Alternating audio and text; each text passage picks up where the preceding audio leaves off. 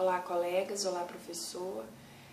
Vou falar então brevemente sobre a ordem do discurso, que é a transcrição da aula inaugural que foi proferida por Michel Foucault no Collège de France no ano de 1970, quando ele ocupou a vaga que antes era de Jean Hippolyte. Eu vou tentar ser o mais direta possível, embora seja uma obra muito complexa, eu vou tentar expressar o que eu consegui entender dessa leitura e, obviamente, que eu estou aberta a considerações de vocês e observações a respeito do que eu possa ter deixado passar em branco. Então, no início dessa aula inaugural, Foucault demonstra uma inquietação ao iniciar esse discurso. Ele diz que gostaria de perceber que no momento de falar, uma voz sem nome me precedia há muito tempo. E ele diz também que ele gostaria que, ao invés de ser o início do discurso, a fonte de onde se origina esse discurso, ele fosse antes, ao acaso de seu desenrolar, uma estreita lacuna, o ponto de seu desaparecimento possível. Isso devido à grande responsabilidade de se discorrer a respeito do discurso. Ele diz, no entanto, que a instituição responderia a essa inquietação dizendo que não há o que temer, porque o discurso tem um lugar de honra que o honra, mas que ao mesmo tempo o desarma, e que, se lhe ocorre ter algum poder, é de nós, só de nós, que ele advém. Então ele começa desde o princípio já abordando essa questão do poder relacionado ao discurso, que vai permear toda essa obra, toda essa aula inaugural que ele profere.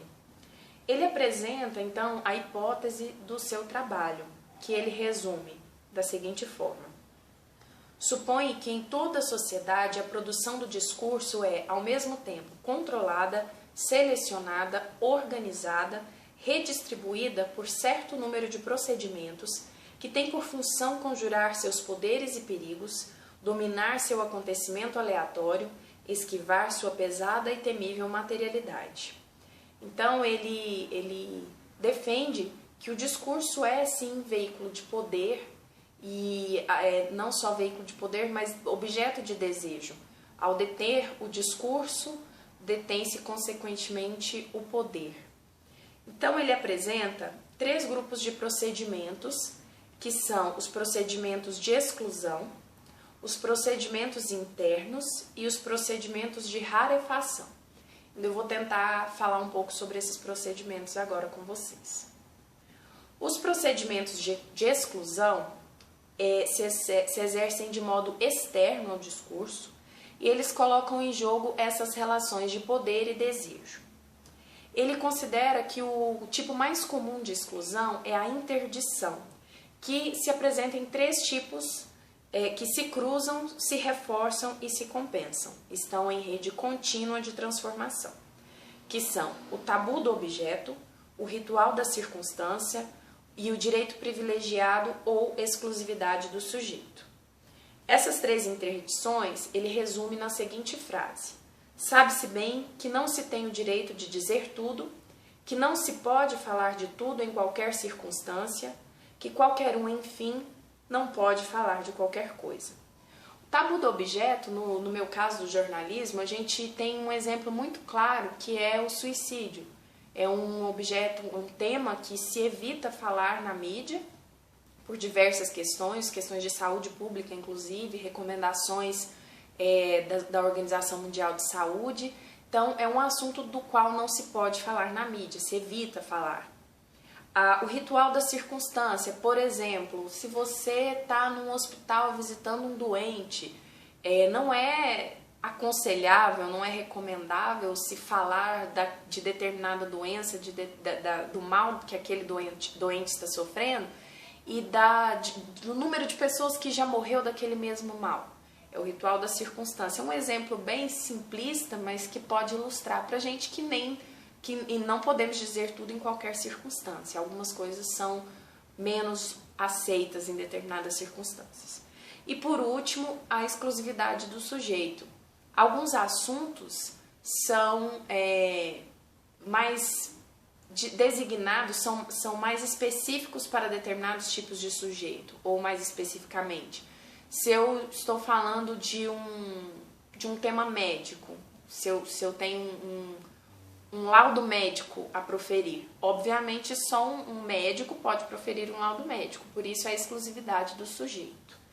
Bom, as interdições, Foucault considera que elas revelam a ligação do discurso com o poder e o desejo, e deixam claro que o próprio discurso é objeto de desejo também.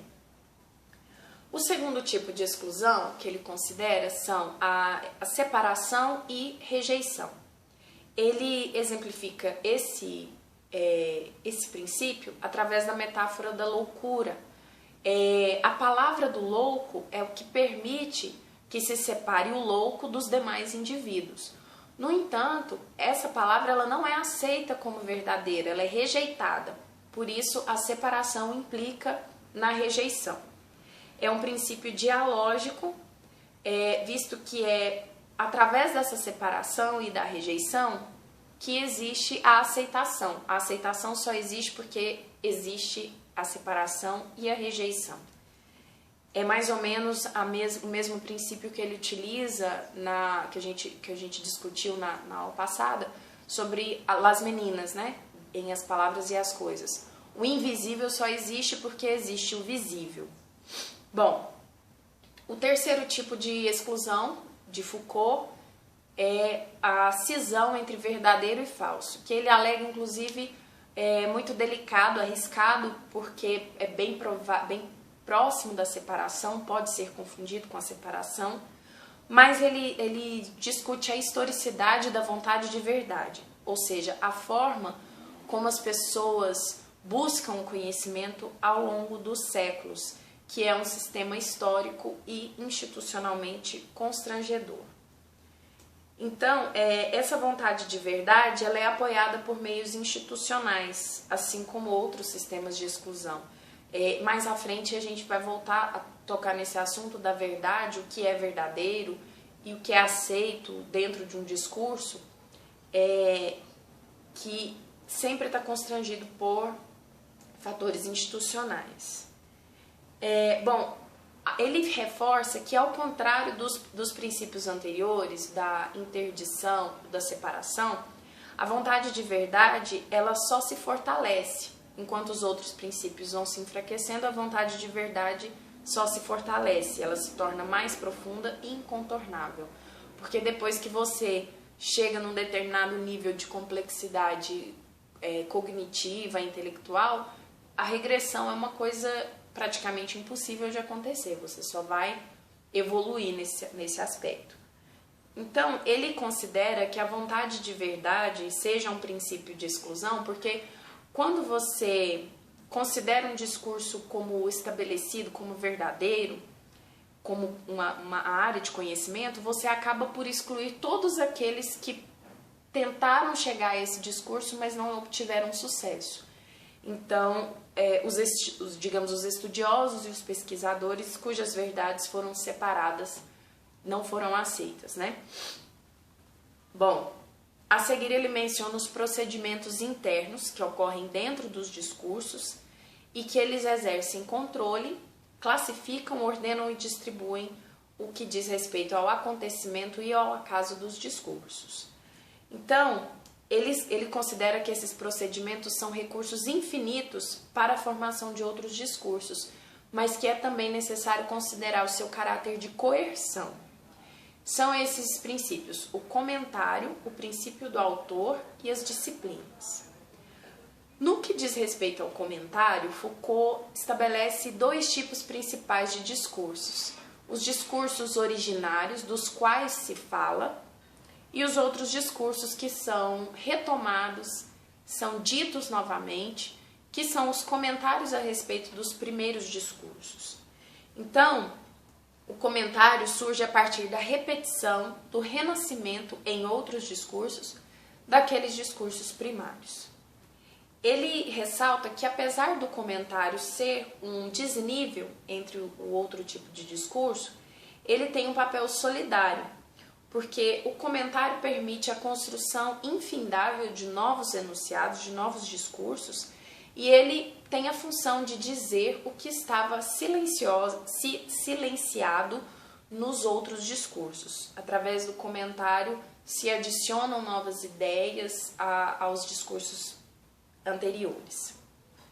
Bom, já o autor também considerado um princípio de rarefação, e ele é complementar ao comentário. Ele trata do agrupamento do discurso, como unidade e origem de suas significações. Enquanto o comentário ele gira em torno da identidade do discurso que o origina, o princípio do autor gira em torno da individualidade daquele autor. Como os discursos podem ser agrupados conforme a individualidade de um autor. Então, o que um autor escreve ou deixa de escrever, de que forma ele assimila ou ele modifica a sua época, são traços que se pode observar a partir desse princípio. E um terceiro princípio diz respeito às disciplinas. As disciplinas são definidas por um domínio de objetos, um conjunto de regras, um sistema anônimo à disposição de quem quer que seja seu inventor. Por isso, ela se distancia do autor, porque o autor ele vincula uma individualidade, enquanto a disciplina é um conjunto de procedimentos que pode ser adotado por qualquer que seja o autor. Ela também se desvincula do comentário porque a disciplina pressupõe que é o que é requerido para a construção de novos enunciados, de novos discursos. Uma disciplina é prerrogativa para a construção de novos discursos, ao contrário do comentário, que se baseia nos discursos pré-existentes.